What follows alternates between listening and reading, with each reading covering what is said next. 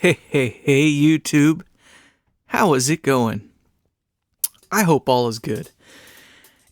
Anyway, I'm sorry, I couldn't help myself. I got my oil can. It is time to get to work.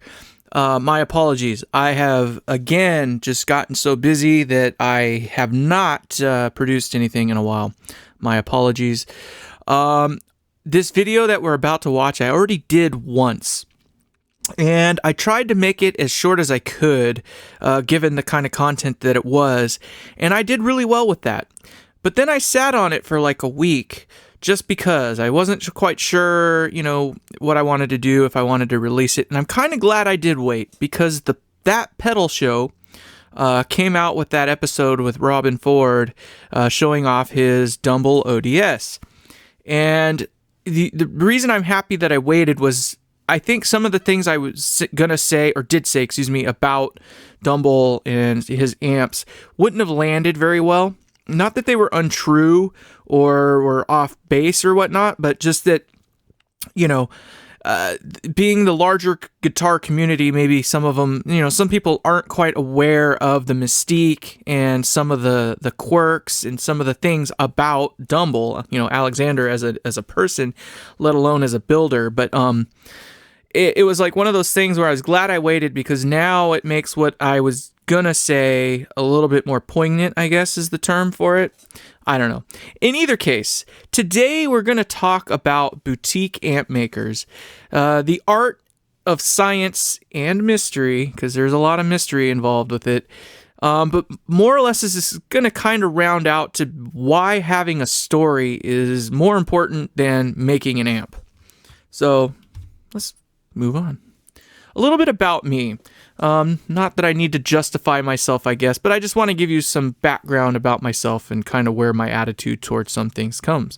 I've been a musician for well over 30 years, and I've never had a solid state amp that I was happy with. I've owned them, but I've just never had one where I was like, yep, this is the one, this is awesome, don't need anything else, right? Whereas with tube amps, I'm always happy with the tube amp. Really doesn't matter what kind it is. I can always kind of get somewhere with it. Tube amps really, truly do that thing. Modelers, I was an early adopter to modelers, and I still, even to this day, I just can't quite get it. It doesn't feel right. It doesn't feel the same. I know some players are like, how can you tell the difference? Like, they sound exactly the same. You put it in a mix, nobody would know the difference. That's true, but I know, and I can feel the difference. There is a difference, and I feel it. So maybe that comes with having played for so long and whatnot. I don't know, but there is a difference, and some of it comes down to feel. So that's all I can say. Some of my background, I've been a sound engineer now for just a little over 25 years. I've done sound for names and entities that you know and have heard of. There's a small possibility I'm going to get back on the road again. A band hit me up to be their FOH engineer, to do an international tour that they have going on, coming up here in the next year. So that will keep me busy if that comes to fruition. We're still talking, we're still working things out, but it's looking like it's going to happen. I wasn't expecting that, considering I took a back seat from doing audio, but it's nice that my name is still thrown in some buckets, and I get to do the thing that I love. So we'll see how that works out. Going back into some of my history, when I was in high school, I was lucky enough to have ROP drafting, and I raced RC cars at an age or an era when ESCs were still very, very much brand new. My first RC car had a mechanical speed controller. So I kind of got to build my electrician bones, if you will, on knickknacks or whatnot on RC cars, because I had to build them and do all the electronics and all this jazz, whatever. But, that helped me with my electronics and craftsmanship stuff, so that was nice. My father is a mechanic, so I also had the luxury of mechanics and electronics from pretty much infancy. At the age of 1, I was literally helping my dad tear engines apart and stuff like that. So, and my dad was brutal. Probably in a good way, realistically. If I ever had a question about something, like how something was wired up in a car or this, that, or the other, he'd point over to a bookshelf that we had full of books, and he'd go, okay, find that book there labeled yada, yada, yada, read it, tell me what you think, come back and we'll talk about it. So I am that guy that does actually RTFM. For those of you who are not aware what that means, it means I read the fucking manual. So I will read the manual first before I actually, start doing stuff. Now more out of a just habit. My dad kind of helped push that on me, so that's kind of nice. I built my first amp about 10 years ago. Prior to that, I was just doing a bunch of modifications and just basic repairs. But I built, the full thing from the ground up about 10 years ago. It worked. It sounded good, but it just still wasn't quite what I was looking for, so I ended up modifying it. That amplifier ended up being what I consider to be my current flagship model, which is my 18-watt design. It is not an 18-watt Marshall. It started life as one, though. It has been modified far enough from an 18-watt Marshall, or anything else for that matter, that I'm not really worried about, any legal issues, if you will. More or less, the easy way to get to that point where I got to was to simplify it as much as I could, and then see what I could do from there. I'm quite happy with it. Aside from not being able to demand some of the parts that I would like to have for it, with what I can get readily available today, I can create something I think that is amazing, and I have a couple clients that would agree. I am lucky enough that I have friends who will tell me the truth. Being in the sound and music industry for as long as I have, I've come across friends that are in high places and have worked with names and musicians that, you've known and heard of. So, their taste is, fine, if you will. So they will tell me, and we're friends enough that they believe that they can if something is not right. So if I give them an amp to play, they're like, dude, this is spot on, run with it. Or they'll say, you probably should take it back and do a little work here or there, or whatever. So they'll tell me what I need to know, not what I want to hear, which is great. I feel that I am open-minded. I am a man of empirical evidence. There are some mountains and hills that I will die on, but if you've got enough empirical evidence and what you're saying makes sense, I will change my mind. I will put my tail between my legs. I will walk down off my hill and go meet you on yours, and then stand on that one and raise my flag.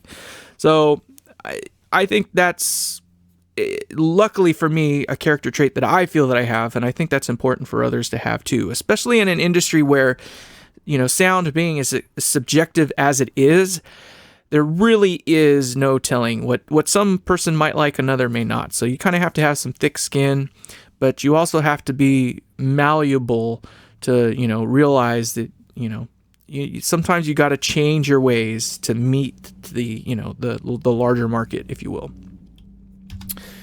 So let's talk about how some designers made it and others didn't, right? The premise of the story is the premise of this death by PowerPoint is kind of along the lines of a good story goes a long way. And I still truly believe that, even after years and years of thinking this. I'm kind of sharing you now some of my beliefs from many years ago. But it starts with a good story. You've got Trainwreck, so you got Ken Fisher, you've got Alexander Dumble, you've got Morgan, you've got Bruce Ignator, you've got this is Bob Jica. You've got a lot of these characters, and I call them characters because they are interesting, they're unique, and they have a story. There's something to their history that lends to a nice story, and that goes a long way. Which then leads into the second part, which is having strong character traits. Ken Fisher and Alexander Dumble probably top the list. I would say next in line might be Bob Jica. These people, I say it in such a way, but I mean that these individuals, they have, interesting, if you will, kind of ideas and beliefs about how an amp should be made, what makes an amp what it is, yada, all these XYZs. Whether it's true or not, is really not for debate. They are famous for the reasons they are famous. So, but those strong character traits helped build that story, and that's what I think helps drive interest to them. And then, of course, cream rises to the top. So if your product is what you say it is, then it kind of it proves its own point, if you will. It helps to know the right people. Three Monkeys is kind of a good example of that. One of the owners of that company happens to be the guitarist for Aerosmith, right? So what better way than to be the guy that kind of, the other two gentlemen in that Three Monkeys equation. They, started designing these amps and throwing them back and forth against each other, and they were lucky enough to know one of the guitarists from Aerosmith. I can't remember his name off the top of my head, so I'm not going to regurgitate it. But short and long of it is that, he really liked what he heard, the guitarist, and wanted to get involved in the company, and of course is. So it helps to know the right people because they can get you in the right place. Obviously the amp has to sound good. Again, sound is kind of one of those subjective things, but if it sounds good, it is good. And I think if you've got the other two parts, which we're just about to go into, it really helps a lot. You do have to sell out at least a little bit. And by that, I mean you have to kind of sell into distribution rights, maybe get into some sort of CE, UL listing, and all that stuff. You have to become a true, full-on business that has people that are invested in you.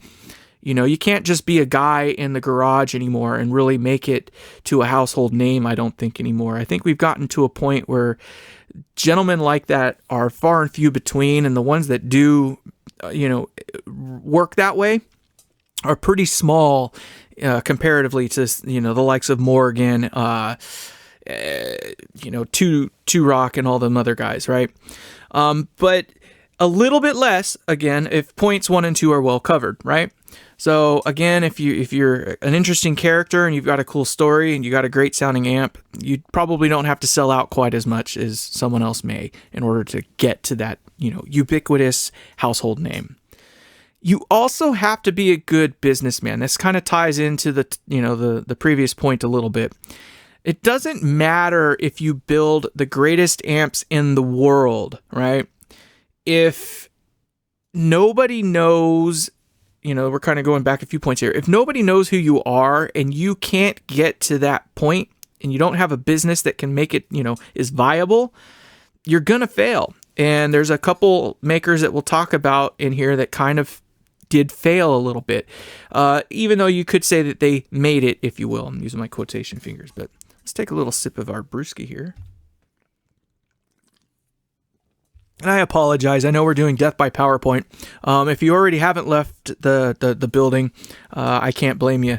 This won't be an exciting one, but we're hoping to try to build here on ideas that, for you, perhaps looking into building amps or creating a company building amps, some ideas that I have come over my years of doing this kind of stuff. So let's meet some of the players. Let's talk about the best and worst of their designs and whatnot. We're actually going to go through some pictures and kind of pick things apart a little bit. Some of this is opinion. And, again, going to my whole empirical evidence thing, obviously some of this is not opinion. There are some facts to a lot of this, and some of this is opinion. I reserve my, the right to change my mind at any time. And I'm going to go out and say it. Yngwie Malmsteen might disagree with me, but too much of a good thing is still too much. Mesa Boogie, listen to me when I say this. If you throw the kitchen sink, the toilet, the bathtub, your neighbor's kitchen sink, toilet, and bathtub, and then everything else in the neighborhood into an amplifier, too much of a good thing is still too much. It has to be repairable, it has to be reliable, and it has to be something that you can think about wrapping your head around later on. Some of these things are just over-engineered, overdone, and, who needs 3 effects loops? Okay, that's not true. Some people do need 3 effects loops, but you get what I mean. When you've got an effects loop for every channel, and then you can go parallel series with every single one of them. You got this, every option that you can possibly think of. At some point in time, it just starts getting too much into this small space, and I think tone kind of suffers from that. I'm not selling anything to you today. I'm not trying to, so I don't care if you buy it, really. I really just hope that I can kind of inspire you as a builder yourself to going in a direction that you feel is best for how you want to do things. So that's kind of what we're going to do, is look at some of these different build designs, and we're going to see several different build designs and kind of the pros and cons of each one. So let's move on to one of my favorites. So this is BC Amps. His name is Bruce Clement. He's out of Canada, and you're going to see why I kind of model myself off of this guy. He makes amazing amplifiers. He does it amazing. I mean, you look at this and it just looks like a work of art in there. And it is. I aspire to build my amps like this. I wish I could. I can't. And I'm not going to answer you. It's Xfinity trying to get me to come back to them. Sorry, guys. Anyway, I can't do it just because it would take me an eternity to do it. I'm too anal retentive about how I do some of these things. I try to make everything at 90 degrees. I would have all of the resistors and stuff that you see here, pointing in the same way, literally on the same plane, all that stuff. I just can't do it. So I build mine a slightly different way. But I think this is honestly some of the best build quality stuff you can get. Here's another one of his amps, and you can kind of see what I'm talking about. I would literally try to make it so that you could see this 1.5K or whatever that value. It would be in the same orientation all the way across the board. Everything would be as, tight and clean as I could possibly get it, and it would take me an eternity. One thing I wouldn't do, although I kind of understand why he did, is, zip tie a heat-producing device next to one that's sensitive to heat. Capacitors don't really do well with heat, so I wouldn't be trying to put something that creates heat and zip tie it to it. So that's a me thing, but this, I definitely aspire to build things at this level of quality. Something to note, Matchless and a few of you other companies out there could take note on this. You'll notice that he literally takes the parts and he just pokes it through the place that it needs to go. He does not wrap them around the turret or the tag board 20 freaking times. It does not need to be wrapped around the thing 20 freaking times. It doesn't even need to be wrapped around once. It needs to be in there. The solder is doing the work. And this is one of those empirical things that some people argue this way and that about.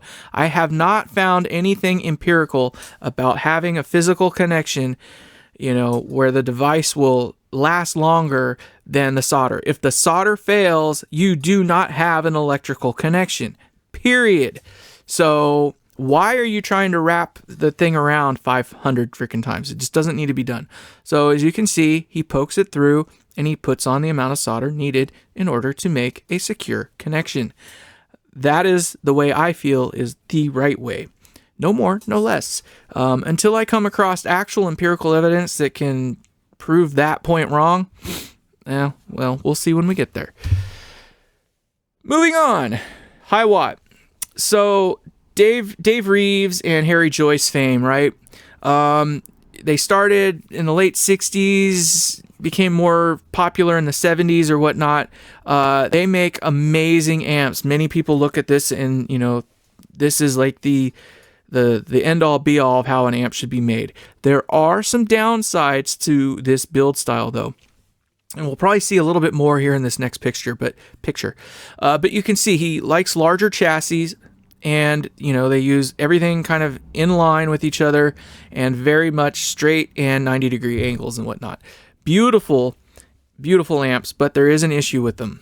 And you'll kind of get an idea when you look at this picture here. So if you can imagine, you've got all these parts running parallel to each other, which means that somehow or another, all these things have to connect to something on the other side of the board, which then therefore means that there must be jumpers underneath this board all over the place. And unfortunately, there's a hod that goes underneath this thing where all these wires are kind of stuffed up underneath this thing together. And it makes it very difficult to do a very good, clean, and noise-free ground scheme. It also makes it very difficult to just keep all the noisy bits away from, places that you don't want to have noisy bits, because you've got B+, traveling all over this board in every which way, right? It looks amazing this way, but there are some downsides to it. Another one of the downsides is he uses these cap cans. Cap cans are kind of an inferior way of doing it, but in order to make your amp look clean, they do work well in that regard. So these amps, some of them are prone to having some noise, mainly because of the way that they are built. However, they do look amazing. There is no arguing that. They also sound very good too. There's also no arguing that. I think the biggest thing that kind of separates Hiwatt from most of the other amps, the topology is not all that different from, your Marshalls and whatnot, but where the biggest difference kind of comes in is in the phase inverter. They use a fixed bias phase inverter type topology, and it does change how the amp feels and sounds, as opposed to your typical self-biasing style long tail pair, right? Or phase inverter or whatnot. But in either case, that I think lends to the biggest difference from this brand versus all the others, for better or for worse. The Hiwatt amp that you buy today is nothing. It's a shell of what it used to be. Dave Reeves died in 1981. He fell down a flight of stairs, unfortunately. Poor guy. May he rest in peace. And Harry Joyce was kind of the guy that created all the wiring scheme, right? He was the guy that made kind of, I guess, Hiwatt what it is in terms of how it looks and whatnot. Harry Joyce did kind of pick the ball up and run with it for a little bit longer after that, but the company ended up kind of having some dire straits, if you will. The family, the Dave Reeves family, couldn't quite keep it up to par or whatnot, and eventually they ended up selling out and letting it go. So the Hiwatt amplifier you buy today is nothing, and I mean nothing like what it used to be. So just an FYI. Now, matchless. This one's a Phil built one. We always hear about the Samson versus the Jameson era, excuse me. I'm not a fan of either of the eras in terms of the build quality. Don't get me wrong, matchless are really cool amps. They sound amazing, and they are their own thing, right? But this is an absolute atrocious mess. I could not ever allow an amp that I built to go out of my shop looking like this. Held together, all these capacitors here with electrical tape wrapped up and then stuck down in there. So I couldn't do it. Just no way, no how. And then, of course, trying to repair this thing would be an absolute disaster. All of these resistors and capacitors and whatnot are wrapped around the turret lugs here, or the tag boards there. And so trying to replace, say, this guy down here that's buried underneath all these other things that not a single one of which is parallel or whatever to the next one. There's no frame of reference in here. You get dizzy just looking at it, but this guy down in here and these guys down in here, trying to replace or repair those is just such a pain in the butt. It just doesn't look good. Ugh. It just doesn't look good. Sounds great, don't get me wrong. But so yeah, I'm not exactly a fan of how Matchless builds their amps. The new ones aren't much better. This is a Bad Cat, and kind of talking about Mark Sampson a little bit. He's one of those kind of individuals I was talking about that maybe as a businessman wasn't quite what he needed to be. Bad Cat is kind of another example of that. So Mark Sampson ended up giving up, Matchless in the late 90s, and then Phil Jameson kind of took it and ran from there, right? And then Mark Sampson went on to do Bad Cat amplification, and he has since moved on from that. So he's got two amplifier companies at the very least. I think there's one more too that he's not affiliated with anymore. So maybe three amplifier companies that he's no longer affiliated for that are taking his legacy and running with it, right? Maybe they're advancing it a little bit, maybe they're not, whatever. But I just kind of feel that's a bummer that he wasn't able to, have the wherewithal to keep it to himself and, they're still in business. So we know that the market was there. He just wasn't able to make it work, which is unfortunate. So again, the build quality just atrocious in my opinion. Just nothing is square. It's wires everywhere. It just doesn't look good. And it's a pain in the butt to fix these things because every single one of these resistors is wrapped around the turret lug or the lug or whatever it is. They're wrapped around. So great sounding amps though. You can't argue with that. They do that thing. So let's move on. This is the Dumble. Obviously I think this is an ODS. I could be wrong, but I don't think this is actually a Dumble, though. I believe that this is a tribute build. I'm using my quotation fingers there. So they built it as Alexander would have. Let me take a sip of my drink here. You can see the goop. And you can see there's really nothing that spectacular about how he builds his amps. It's essentially a Fender with some modifications done to it. He used kind of parts that were just kind of sitting around in a lot of his builds or whatnot. So he would, he had a Fender amp and he would modify it to do this or do that or whatever it might have been. The steel string singer. Boy, if I could just say steel string singer.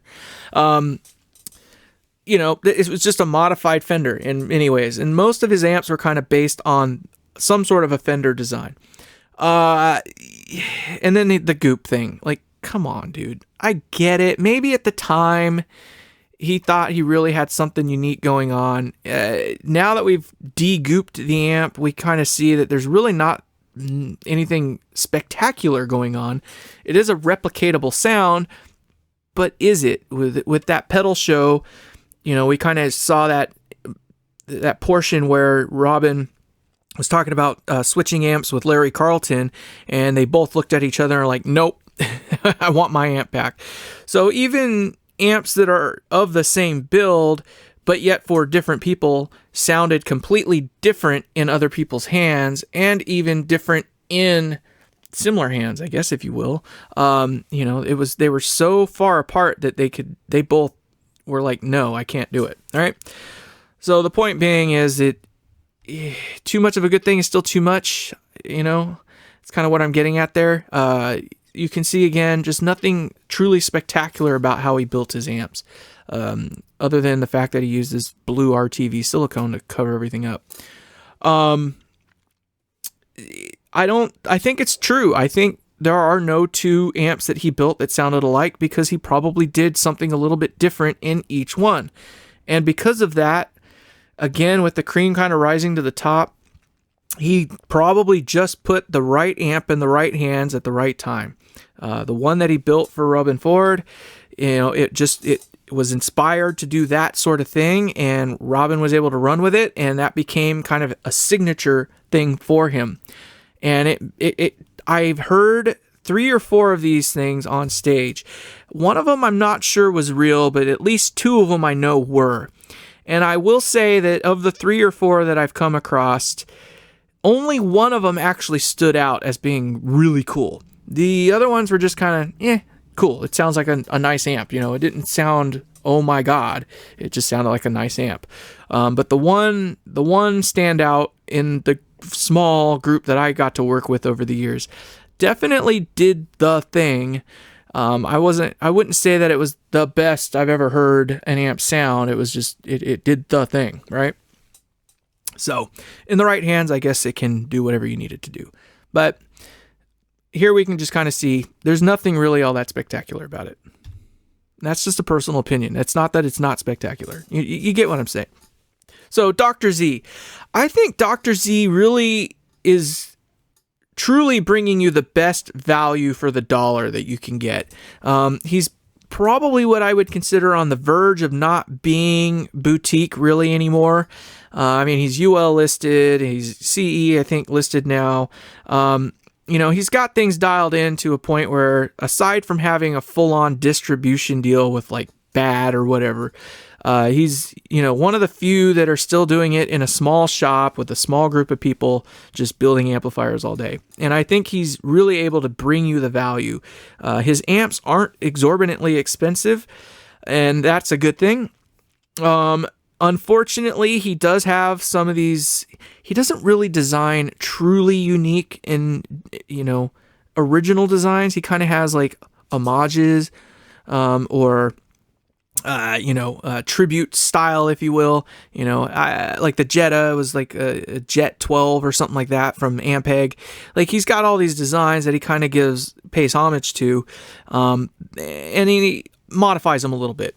But there's also some designs that he pulls in from other amplifiers that he doesn't modify enough to get rid of some of the inherent problems either. Psionic Audio kind of bashes on Dr. Z a bit. I don't have a problem with them at all. There's a couple things that I don't like about Dr. Z, only because to me it cheapens the whole thing up. Like using a chassis with holes in it that you would then just plug with, a 25-cent plug. To me, it cheapens the amp up when you're using the same chassis for 5 different amps, right? Obviously, they do that to cut costs and make it more affordable. They have to in order to sell it at the price they do. But to me, that kind of takes some value away. And then, of course, he still uses high-quality parts. There's no doubt about that. It's not that, but things like this right here where he doesn't use a different cable. He just strips the end off and then weaves it through and then solders it. Like that, to me, it's cheap. I did it once. I'll never do it again. So there's that. He uses great parts otherwise, though. So let's look at another Dr. Z build. So as you can see, again, just kind of a plate here so he can use whatever tubes he needs to. Nothing crazy. Like it's a nice build. It looks like this might even be off center here a little bit, possibly. I don't know. It's nice. This one here, he's got his signature little Z zigzag in some of these wires that he used to do that. I don't think he does that much anymore. Maybe on the ones that he actually builds, he does, but I haven't seen too many more of the recent ones coming out with that. But as far as an amp goes, this is my idea of truly boutique. They're still on a turret board. Everything is done by hand. There is no machining done, from a factory. There's no PCBs, none of that crap. This is as boutique as it gets in this modern day. So let's move on to the next one. So this is Little Walter Amps. Now, Little Walter Amps is gaining some fame because of Robin Ford. Little Walter Amps kind of has the same idea as Ken Fisher did from Trainwreck fame. Everything is placed in a 3-dimensional space. Again, I'm using my quotation fingers. Everything is wired to, every amp is a little bit different. There's none two that are identical looking inside because they're all built to be a particular way, right? To some degree, I believe in that kind of stuff. To some degree, I don't. Like a lot of his wires, it doesn't even look like he bothers to cut them. They gave you a foot of length of cable and you're going to use the entire 1 foot length of it, right? The heater is kind of coming all the way out and around over here. Like I think there's a lot of different things that he could do that I think would be better, but I am not in a place where I can argue with that. And Little Walter is famous at this day and age for many reasons, but there are some things that I just don't understand, like taking the largest heat generating part in the entirety of the amp and zip tying it directly to, it looks like he might have an insulator in between the two, but he's literally taking the hottest part in the amp and tying something that's sensitive to heat to it. So things like that kind of baffle my mind a little bit, but Little Walter amps are pretty cool. They do that thing, right? Here's another one. Again, just little things that kind of make you go, huh? So these are the heater runs here, and instead of running the heater run down this way and then back around out that way, he came in it from this side, going that way. He doesn't cut any of the extra length off of the cables. He just seems to take the full length and either wrap it up or figure out how to make it work in that build. So little things like that. Again, you got the hottest part in the amp right here stuffed up right next to something that's very sensitive to heat. Little things like that kind of bother me a little bit, but Again, if you're going to do a point-to-point amp, let's go back to BC Audio and how he does his. You can see the two extremes here. To me, this looks messy, and if there is any sound benefit to it, I cannot. There's no way to quantify it, I guess. That's my thought and opinion anyway. So here we go to Morgan. I'm going to pick on Morgan a little bit. Morgan, I guess, it would be kind of like the original. He's an OG boutique amp maker, okay? He started in the mid-90s, if I'm not mistaken, and he was truly boutique up until probably the last 10, 15 years or so, maybe a little longer than that, where he started getting distribution deals and things started becoming more factory and this, that, and the other. But the things that irk me about his builds are just how sloppy they are. This really looks like Ooga Booga, I built an amp type stuff right here. Nothing's been straightened out. It looks literally like he just pulled the part out of the bin and got the wire to go where it needed to go. It's just not pretty. For those of you who are uninitiated with how these things are actually built, this thing here doesn't just go into here and then go right to that. It has some length underneath and then coils back around. There's actually enough wire underneath here that you can pull this turret board up and, be able to pull it away without yanking on the components over here. Again, one chassis for 5 different amps. So he's plugging holes. I don't like that kind of stuff, as I've already mentioned. And then things like this right here. If either one of these two goes bad, you're not replacing one, you're replacing both. It's things like that that kind of bother me a little bit, because it's just, why? And then guilty of taking the hottest thing in the amp and stuffing it right next to two things that are sensitive to heat. And the way that this amp sits, this heat is going to rise into these components there. So just a little sloppy, a little dirty. He has sold out. His modern amp builds now use PCB. It's PCB.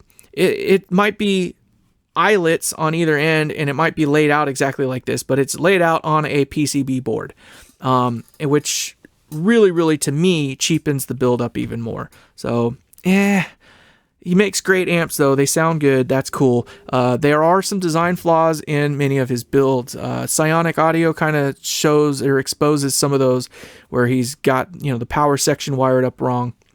The way it comes into the amp and how it switches and all that. He kind of goes over some of that. And there are some design flaws, again, that he pulls in from other amps that he copies into these. Again, it's just cheapening it up a little bit. Again, good value for the money, though. But I would prefer Dr. Z over, a Morgan pretty much any day of the week, just in terms of overall build quality. Again, though, if I had to, say an amp that is boutique, or close to boutique as boutique gets, older Morgans, I would say this kind of era here is probably, again, about as close as you can get these days. I don't think none of the boutique amp makers I consider to be boutique. They're just expensive. That's really all there is to it. They're made in a factory. Maybe they're hand stuffed, but when you've got a PCB, you're not playing in the garage anymore. Let's be honest with ourselves. Moving on. So I believe this is a Headstrong. I could be wrong. I'm pretty sure it's Headstrong. Yeah. I could be wrong, though. But this is just a kind of a hybrid type design here. And again, we're just looking at different ways to build the same thing, right? So I'm giving you my opinions about what makes each one what. So this is a fender design, which is probably semi-obvious just by looking at it. But instead of using a wax-impregnated cardboard eyelet board, they are using an eyelet board that is made out of phenolic or some sort of G10 material, using the classic pushback wire, etc., etc. Good parts. You're using great parts. Nothing wrong with the parts in this thing, but done in a very traditional way. Where you're soldering the ground planes to different parts in the amp here. I think there's another one over up in here, if I'm not mistaken. This is the way, if I were going to do a Fender and I were going to try to build it as close to OG way, if you will, as I could, this would be how I would do it. To me, this would be a good modernized way of doing it. We're going to see another one that kind of is just as good, if you will, in that sense. But I like that they're using the phenolic and whatnot like that. If you're going to do the fender, you got to do it right. This is another Headstrong here. I know for a fact that this one's a Headstrong. Again, great components. There's nothing wrong with the devices that they're using.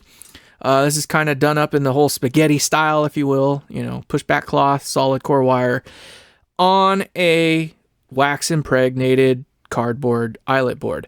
I do not like these. What happens over time is with these eyelet boards is that, let's say there's 300 volts going into this point right here. Maybe there is, maybe there isn't, but let's just say that there is.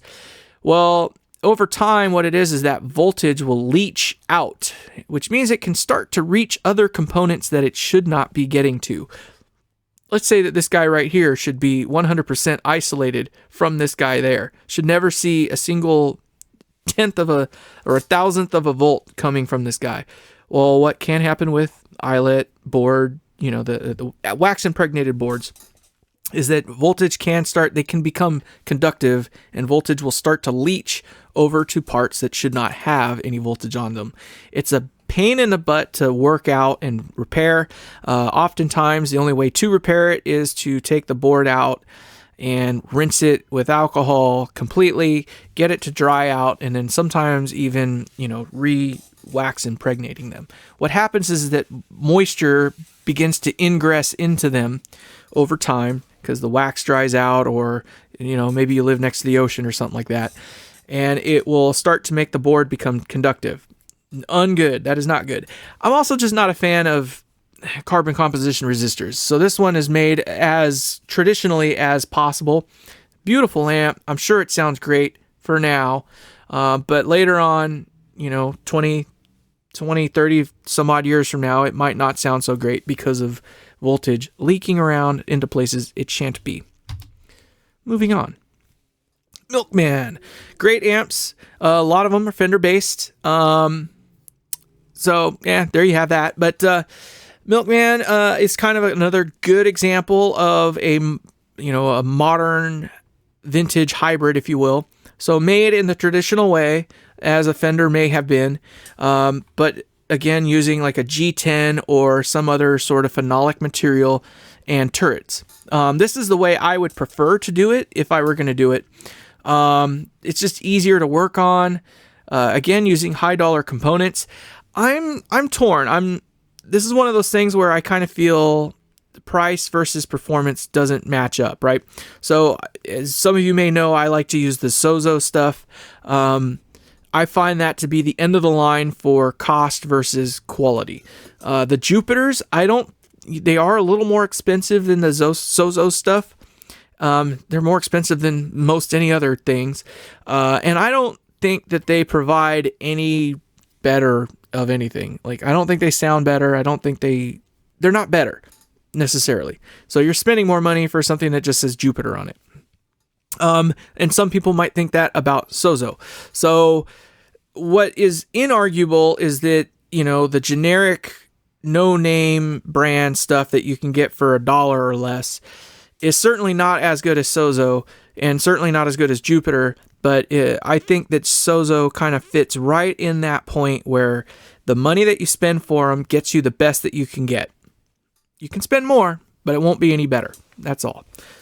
So Milkman, great amps. There are so many others, but this is, again, just kind of showing you another way to build an amp. And again, if I were going to do a Fender type design, this is more along the lines of the way I would do it. So moving on.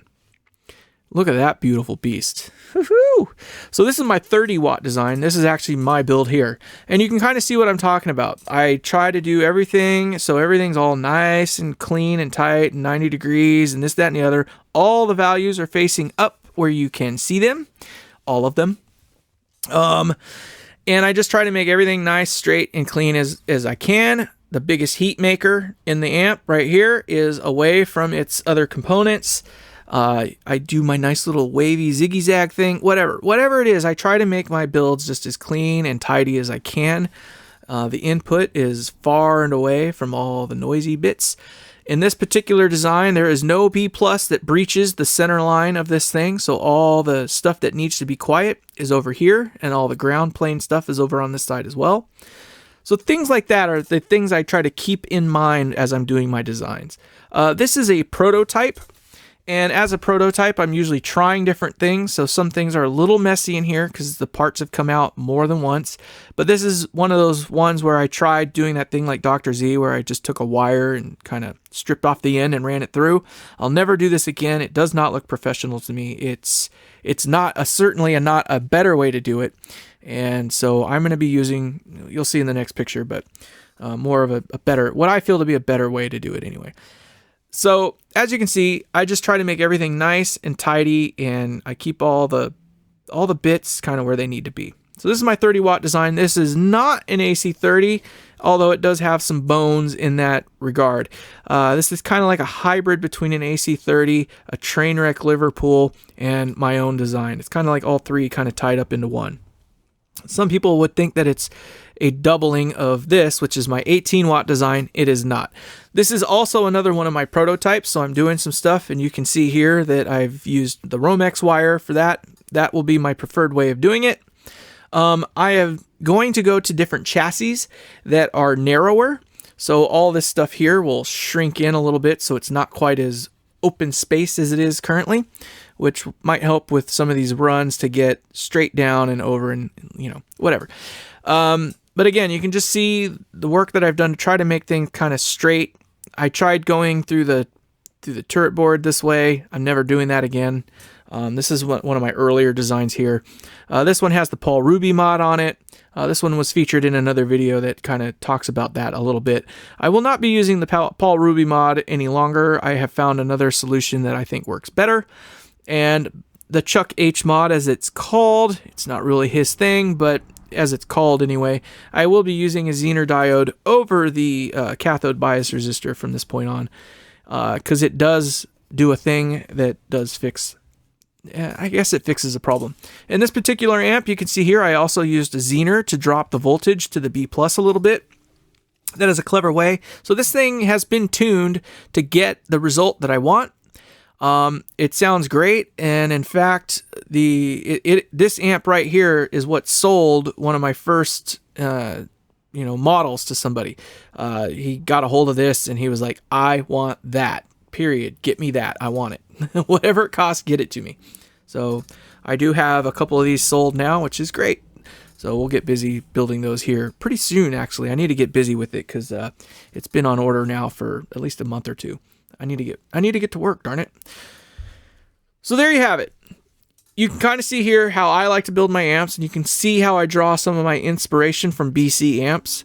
I do it a little bit different from most of the other guys, and you will probably do it different than me, and you will also do it different than some of the other guys. So there you go. Some ideas and opinions about it. Let's go back a little bit. Let's talk about some of the downsides of doing it this way. I do not like using cap cans. Cap cans do not help with the grounding scheme, but that does mean that they eat up more space in the amplifier, which makes things like this a little bit tighter.